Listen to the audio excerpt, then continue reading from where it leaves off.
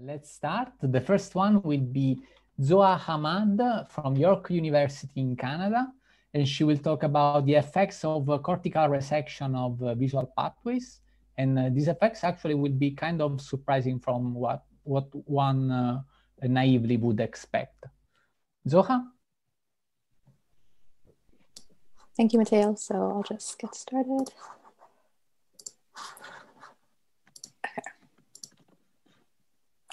Okay. Hi, everyone.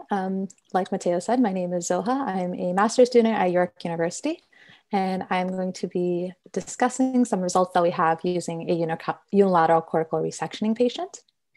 So unilateral cortical resectioning refers to a treatment for pharmaco-resistant epilepsy. So when epilepsy and seizures caused by epilepsy are so great and there is no other treatment for it, individuals can go through surgery in which the part that's responsible for the epilepsy is lesioned out. You can see that these lesions can be varying per individual. However, these lesions provide us researchers an opportunity to understand the nature and extent of cortical organization. So using these patients in the past, specifically a 2019 paper, showed that following these lesions, specifically of the ventral visual pathway, you retain normal visual perceptual abilities. So using a series of high level and low level visual tests, this paper was able to show that perception is retained post-surgery when related to the ventral visual field. However, we know that the two visual systems hypothesis suggests that there's two pathways. We have the ventral system that's responsible for vision, and we have the dorsal pathway that's responsible for visuomotor abilities. So the question that still remains is that do visuomotor computations, which are carried out by the dorsal pathway, follow a similar behavioral pattern to the ventral visual pathway, in the sense that post surgery, our visuomotor behavior is still retained similarly as visual perceptual abilities are. And to this end, in order to test this, we looked at the behavior of a 16-year-old female who suffered from epilepsy at the age of 7. She had a cortical resectioning at the age of 13, which resulted, her surgery resulted in a left posterior parietal and a occipital lobectomy. So her lesions were contained to the left the left hemisphere. However, they were both in the dorsal and the ventral pathway.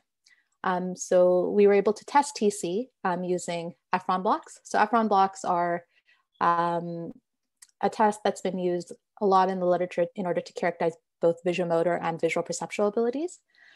These are blocks that have the same surface area, texture, mass, and depth, but they vary in their width and their length.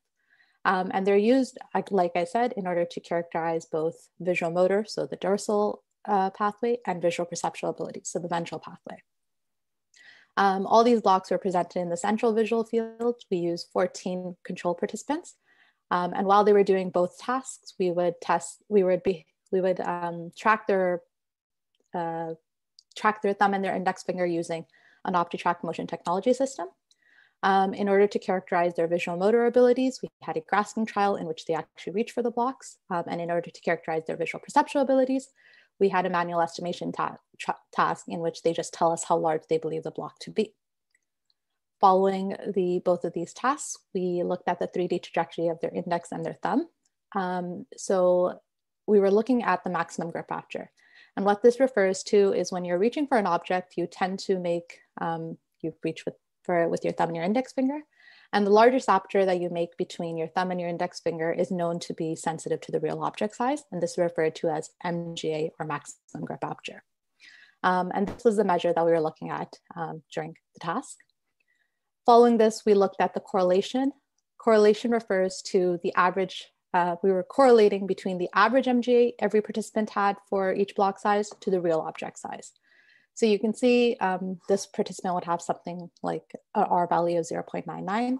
They had exactly a difference of 5 millimeters, they would have an R value of 1.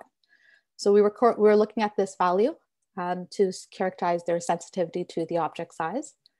And what we see is that in their estimation left, we can see so over here we have the average for the controls. We have their standard error bars, and we have TC in the red. So TC was our patient that we were using. And you can see over here on the y-axis, we have their correlation. If you have a high sensitivity, it'll be represented by a higher value, and a lower value with a lower sensitivity will be reflected by a lower value. And you can see in her perceptual task for her left hand, she has something that's very comparable to the rest of the group. She clearly shows a sensitivity to the object size. Similarly with her right hand, we can see that again.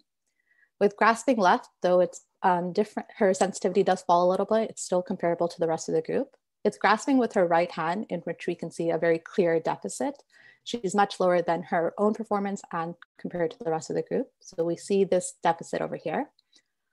However, with J&D, J&D is a different measure that we used, which we're looking at the standard deviation each participant displays in their own measurement. So this is a within subject test that we were looking at.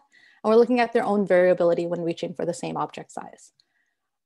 So with this, you can see a little different. If you have a high value, that actually reflects a lower sensitivity, and a lower value reflects a higher sensitivity. So you can see with her estimation left, she has something that's very comparable to us with the controls. Similarly with her perceptual task in her right hand, again, very comparable to the controls. In grasping left, though it does rise a little bit, it's still comparable to the rest of the group, and it's not significantly different.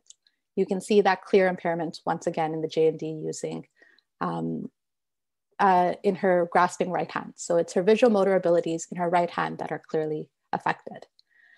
And so what that shows is that her perceptual abilities, even though there is a ventral lesion in her ipsilesional hand, we can see that she performs very normally compared to the rest of the groups. We can see this using both of our measures. And her perceptual abilities, even in her contralesional hands, is still retained. So her perceptual abilities in both hands are fine. It's only her contralesional hand in her visual motor abilities where we see a clear impairment. And this could be evidence for a difference in the reorganization of the visual pathway. So between the dorsal and the ventral pathway, we see a difference in the way it reorganizes itself.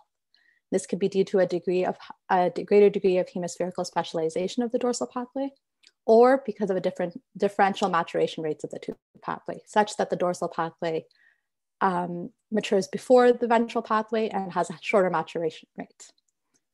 And yes, that is everything.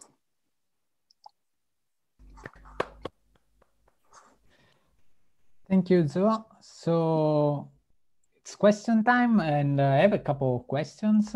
The first one is, do you by any chance have any diffusion data or complementary task on this subject? Because this is a very fascinating subject, where I would be curious to see how the actual white matter pathways would look like.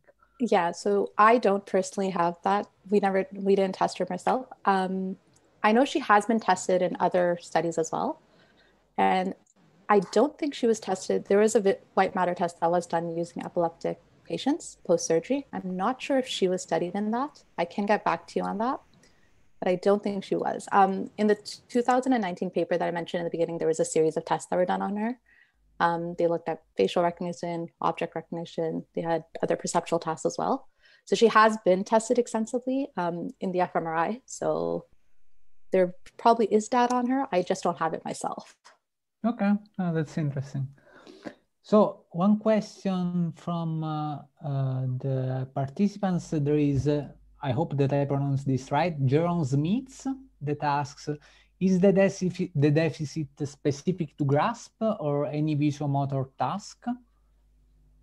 Yeah, so her deficit is specifically just in her visual motor abilities, and that too in her contralesional hand. So her right hand, her lesions are in her left side of the brain, and then we see that reflected in her deficit in the right hand.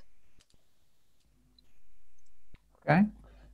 And I wanted to ask you something else. So I worked a bit in epilepsy, and usually the most patients would have resections like in the temporal lobe or in the frontal lobes. Mm-hmm. Is the parietal lobe and the visual areas a common area to resect, or is an actual very rare clinical case? Yeah, so exactly what you're saying. It is very rare. So that's why there's not a lot of data reflected about the dorsal pathway. That's why this this work is one of the first to look at the effects of the dorsal pathway. Like you said, the temporal lobe is what most commonly the cause of epilepsy. I think I could be wrong, but I think in 41% of all epileptic cases, the temporal lobe is what's responsible. And that's often where the lesion is. So that's why this paper extensively looked at just the ventral visual pathway, because that's still more common than lesions in the dorsal pathway. Patients in the dorsal pathway are rare. So that's why there's not a lot of evidence, not a lot of results pertaining to that area.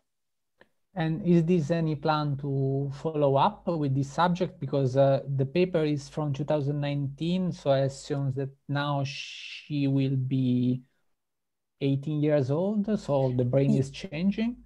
Yeah, I think she was, I could be wrong. I think she was 15 years at the age of 2019, and now she's 16. So she does live in the States. So whenever we get a chance to continue to test her again, that would be an interesting thing to look at. But as of yet, there's no plans to follow up looking at it. Yeah. Okay. So participants, any other questions? Also the other panelists, if they are curious about something from this study. I can ask an additional question. Yeah. Please go on. My name is Jeroen Smeets, if you want to know it, how to pronounce it. My apologies, you're on. Yes, but it was quite good. Thank you. I really liked your talk. And my question was about the framing of your talk. It was in terms of size and grip aperture. And I was wondering whether it is something about knowing the location of your digits or being able to move to a certain location. So you could test tasks like moving one finger to the other finger. Yeah. I think like that. That might be interesting to see where the visuomotor deficit is. That's a great point. Yeah, we are looking at kind of like a comparative, let me just pull it up if I have it.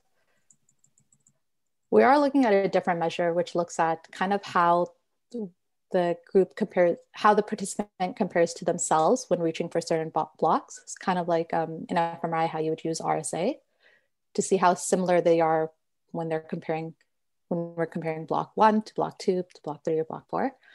It's still in the works, but yeah, like you were saying, there are different measures that we could use. So far, we've only used MGA, but we're hoping to expand. Yeah. And one of the reasons for this is that I think that the idea that almost everybody has that grasping is based on the size of an object is in a way incorrect. It's based on moving your digits to locations which happen to be corresponding to the size of the object. But I can send you some reference on this topic. But yeah, that would be great. Yeah, this patient is very interesting to tackle this problem further. So yeah. I'll send you an email for further discussion. Looking forward to it.